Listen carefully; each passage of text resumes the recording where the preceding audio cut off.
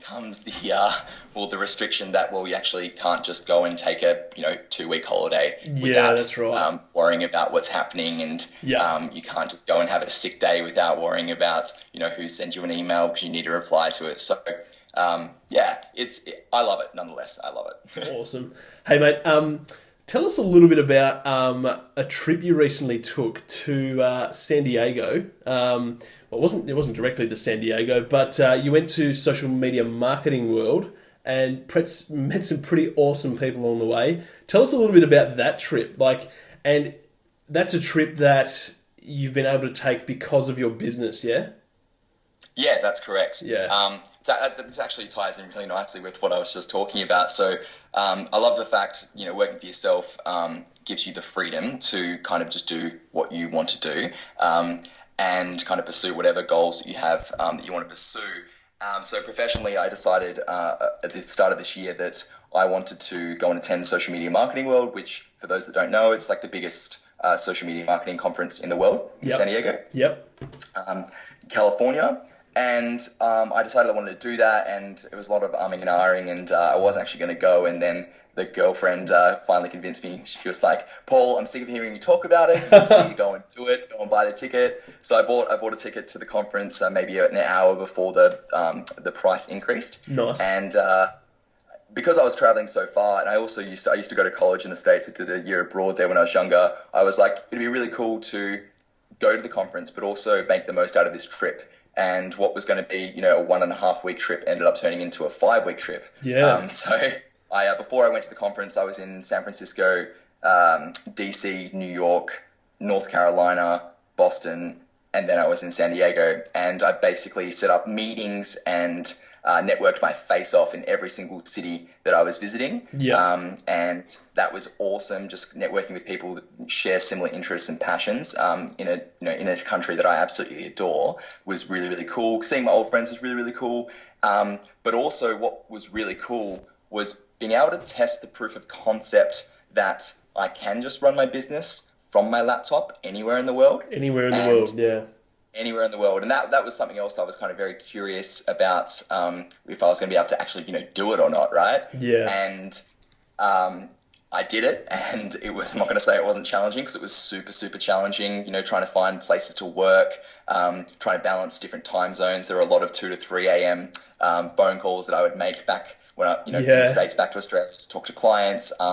But it was wicked because I was able to be this kind of nomadic business owner, living my life but still running my business and achieving all my entrepreneurial goals. So it was really cool. Sounds like an absolute experience, mate.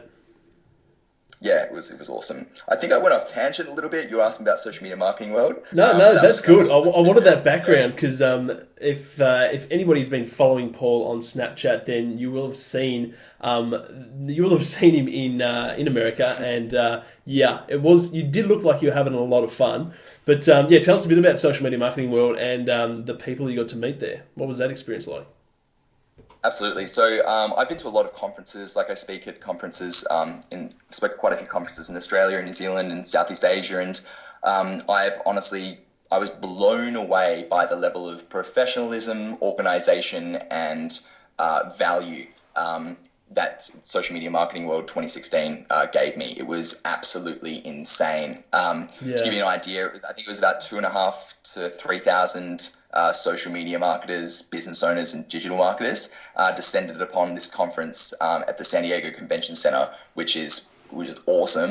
Like, the opening drinks network working night was on an aircraft carrier, which was like just silly. yeah, that was crazy. And yeah, it was I've always wanted to go on an aircraft carrier. Remember, I used to want to be a pilot when I was a kid, so that was just like, the 6-year-old inside me was just like, "Oh, this is so Would have cool." been buzzing. I was buzzing, and then I was like nerding out with a bunch of other people that like nerd out about the same thing that I do. So it was really cool being among peers of mine that share the same passions and same interests, because I do love talking about what I do, but a lot of my friends just they love listening, but it's just like, okay, Paul, that's enough, just chill out.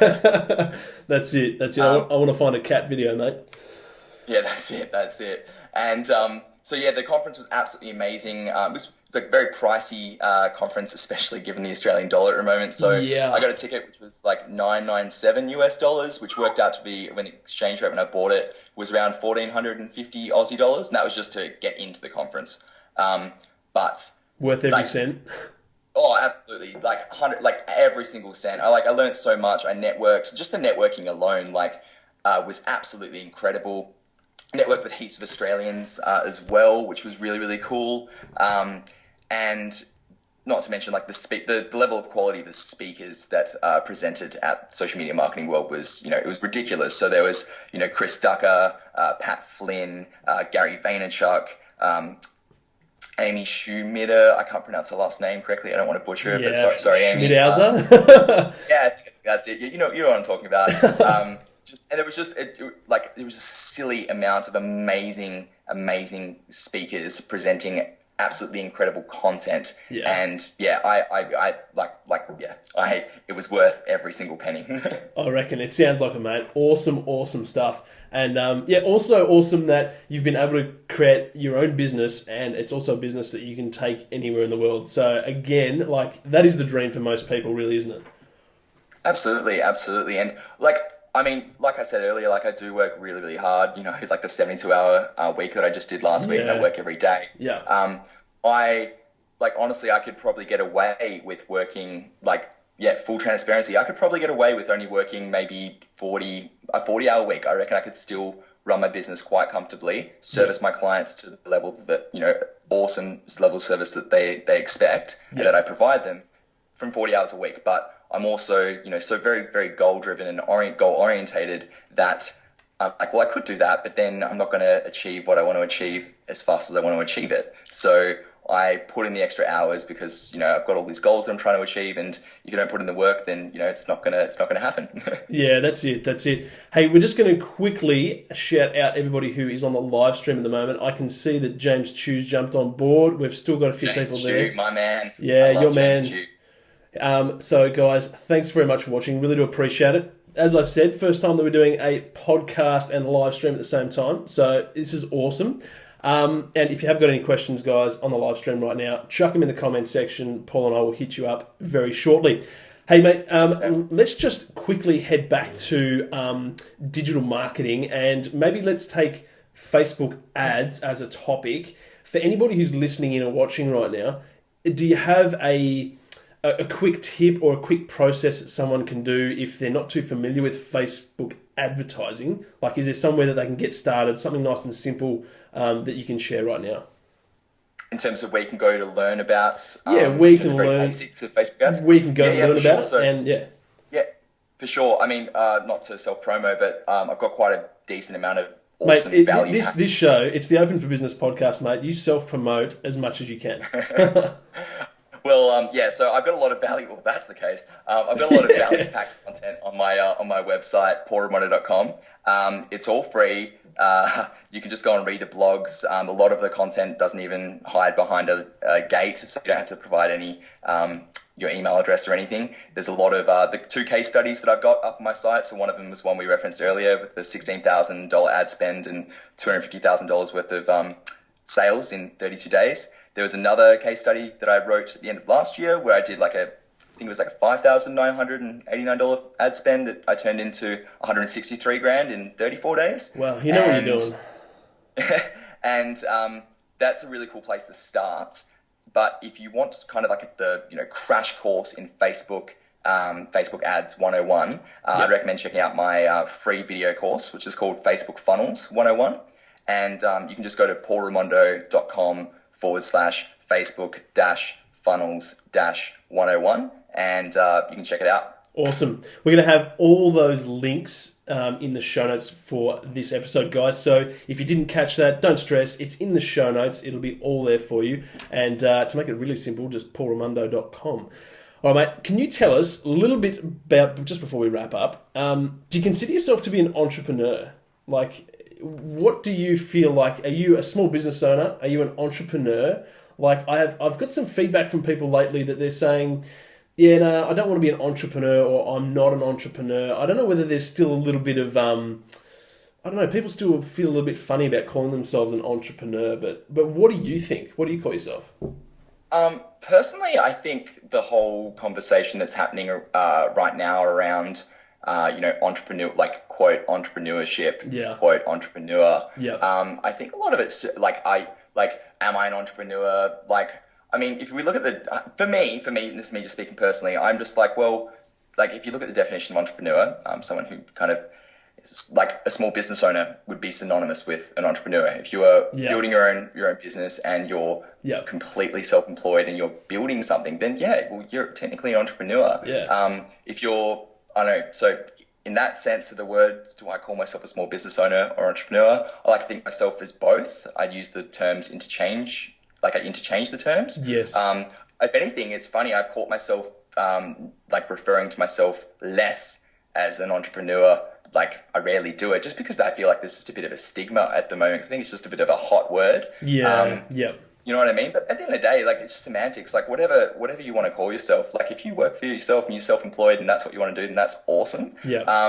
But I wouldn't call people that are working in MLMs or multi-level marketing organizations that are still working for someone else on the side. For like as an employee, that would technically not be like an entrepreneur. Yeah. Yeah. That's right. That's you know right. what I mean? Yeah. No, I like it. Awesome explanation. That's good. Hey, have you got any advice before we wrap up? Have you got any advice for any young people out there who either are trying to start their own thing or maybe they haven't thought about it? I mean, Open for Business is really about sharing the stories of people who have taken that step and they have started their own business. But for anybody out there who's not too sure, or maybe they're stuck in a job that they're really not passionate about, have you got any advice about getting over that fear, taking that first step and really trying to build some momentum? 100%. So firstly, I've got a few thoughts. Firstly, that fear is never going to go away. Like the fact that I'm doing what I'm doing now, when I look back and like I only incorporated my first company on the 24th of July last year. So Yeah. 24th July 2015. I quit. I started full time in my working for myself on the 10th of September last year. So it hasn't even been a full year yet, right? Yeah. And I look back now and I'm like, oh, why didn't I do this sooner? This Yeah, is yeah. silly. Like Yeah. the amount of like the snowball effect of of progress and chunking and just working really, really, really hard. It's actually blows my. I still like wake up sometimes or like catch myself, having a bit of a break at lunch, being like, is this actually all happening? Like, did I do Am I this dreaming? myself? This is Yeah. yeah. Like what? Like this time last year, I was still working for someone else, right? Yeah. But that's not to discount the fact that it's not. That doesn't change the fact that like, I mean, retrospectively, I can look back and I'd be like, why didn't I do this sooner? But I remember when I did start, or I did kind of decide that I was going to do this. I did what I called like doomsday planning. So I literally like was counting the dollars and cents, like. I was saving for a house, trying to do the Australian dream thing, Yeah. and I had a bit of money saved away in for my house, and I was pretty much like, well, that my house fund has now become my kind of like emergency, like if shit hit the fan, Yeah. like this is the money that I'm going to use to literally survive and put a roof over my head. So in my mind, like I was doomsday planning. I was like, how long can I make if shit just goes south and like I, for whatever reason, just absolutely fall on my face and fail? Yeah. How long can I try and run the business for without and also survive? Like no luxuries, just like food and paying rent and electricity and utilities. Yeah. How long can I make the business survive? How long can I make that money last for before I have to ask my parents to move back in with them? And they're lovely people and I love my parents. They would happily have me back. Yeah. But I wasn't not trying to do that. No, not ideal. And then B, if that, worst case scenario, if that was to happen, then if I was to have to take out a loan, either, from the bank or from my parents, like how much time did I have? And then when I worked out, I think the biggest thing that allowed me to be okay with this, like the fear that I felt, and it was legit. It's like legit. Like if you're listening and like you are contemplating about starting your own business, like I feel you, like I can empathize with you. Like it's fucking scary, yo. Like not having a consistent income coming in every week, like not having someone paying you for sick days, not having like superannuation, like it's shit scary. Yeah. And especially if you've got nothing really certain coming in, I can totally feel you. But at the end of the day, like if you can work out like one of the best things. It was my dad that actually said this to me. It's probably like it was the pivotal turning point in my head or in my mind and like my heart, where I was like, oh, I'm going to do this. Like once my dad told me what I'm about to say, like I was like, well, of course I'm going to go do this. And he basically said to me, Paul, like what is the worst thing that could happen? And I was like, what do you mean? He's like, well, okay, you go and do this. What is like the 100% like worst case scenario of what can happen? And I was like, all right, well, the worst thing that could happen would literally be what I just described earlier, like the doomsday. Like that's doomsday to me, right? Yeah. That's the worst that could happen. And he was like, well, are you okay with that? And I'm like, well, I mean, ego, not really. Do I want to come and live with you? I love Back you, to mum and dad. Do I want to come? Yeah, do I want to come and live with you? Like I'm a 26-year-old dude, not trying to live with my parents anymore. But I was like, well, I can suck it up, you know, like it means to an end. And the fact that I have that opportunity, like I'm super grateful for. And I mean, all the money that I'd save for the house that I was trying to buy, like, I mean, I can get rid of that. And the worst thing I realized, like once I accepted that was literally the worst thing that could actually happen to me, I was like, well, shit, like, of course I'm going to go and try and do this. Like, that's nothing. And at the end of the day, like, what happens if I give it a shot for like a solid year and a half? One, at least I gave it a shot. Yep. Two, I would have learned a lot of lessons, like amazing life lessons in the process. But three, like, if you've got a job and like you've got a long history of work and you're a good worker and you're a good person and you've got skills, like there's nothing stopping you from going and being an employee again. Yeah. Right? Yeah, that's right. Yeah. Yeah, exactly. And that's it. You know, like there's nothing like the fact that you failed or like, you know what? I challenge everyone listening to go and try because throw yourself in the deep end and you'll be surprised in terms of how well you can swim. But you know, worst case scenario, doomsday happens and like, there's a backup plan. Yeah, like you failing to be like an entrepreneur or a small business owner, like that doesn't predicate you not being a good employee. Maybe you're a better employee than what you were an operator. Exactly. But at least you tried. Yeah. And I think there will be a lot of empathy for the prospective employer that might hire you again, especially if they're the owner of the business. If you're going to look for a job and they ask you your story, I think they, you know, being in the same kind of shoes as you, like there'll be a whole new level of respect and empathy. So I don't think you should look at it as a negative thing. I think you should look at it as a really positive thing. Yeah. Above all else. And I've heard plenty of stories too, like Nathan Chan, for existence. Like he went to his boss and said, "Hey, look, I'm going to quit. I'm going to go do my own thing." And you know what his boss said? No, I don't. His boss said, "Mate, that's fine. Go do it. Live your dream. If it all falls over, come back. There'll be a job for you." Perfect. Yeah, that's he had it. nothing to that's lose. It. Absolutely nothing to lose. And now look at him. That's it. Yeah, that's it. And honestly, one of the I remember when I was younger, I was like I think 21. I was maybe 6 months into my first kind of like corporate, quote unquote corporate job, and I met with you know, quite a successful entrepreneur, small business owner, whatever. Yep. And I was lucky, like I asked him to have coffee for 15 minutes and I just wanted to kind of like just get some life business advice. And I remember, I still won't forget this, like to this very day. So he sat down and he was pretty much like, Paul, like, and this is applicable for the Australian citizen listeners that are listening right now, but he's like, Paul, you're an Australian citizen, right? And I was like, well, yeah. He's like, you literally have nothing to be worried about. I'm like, what do you mean? He's like, literally, like, you go start a business, you like get you get a bunch of loans out. Like, even if shit goes south, you're an Australian citizen, and at the end of the day, like, the government will pay for you and support you. Yeah. Like, if you can't get any more work. Yeah, like, exactly. That is the reality. So ultimately, like the worst case scenario, the worst thing that could happen. In response to my dad's question is like, well, realistically, the worst thing that could happen is I'm totally unemployable and I end up, you know, having to go on Centrelink. Yeah. But that's amazing. Yeah, right? Exactly. Like compared to the reality of the rest of the world, that is amazing. And I'm so grateful to live in a country that allows that. So I think anyone listening at home that's like, oh, I'm not sure. Yeah, it's always going to be scary. But remember, like, what's the biggest thing, like the worst thing that could happen to you? And can you accept that? If the answer is yes, it just makes everything else so much easier. Yeah. Well, mate, yeah, for anybody that is listening, you got to be pumped up right now because that's a pretty rosy picture. And yeah, that's awesome. That's what we're all about. And really, Australia, mate, that's it. Hey, mate, really appreciate your time. Before we wrap up, I can see that there's a couple of questions on the live stream. Do you want me to read a couple out while we're still recording? Please, let's do it. Should we do it? All right, I'll grab the camera. Here we go. Should say I'll grab my phone. And we've dropped. Okay, we're back. All right. We've got hearts, we've got likes. It's all coming across the screen. All right, so we're still here. We're on the line with Paul. Say hi, Paul. What's up? He's there. All right, quick couple of questions. All right, we've got one here from James Chu.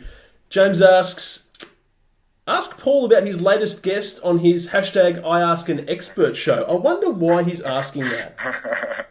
So, okay, here's a fun story for everyone. So James Chu is a good mate of mine. James and I became friends, funnily enough, through a Facebook group. If you're not part of any Facebook groups related to the industry that you're trying to get started in, like I totally recommend doing it because Facebook groups are like the best, like to connect with like-minded individuals that are in your niche. Like Facebook groups and they're like very similar to like old school forums, like in, web 1.0 and early web 2.0.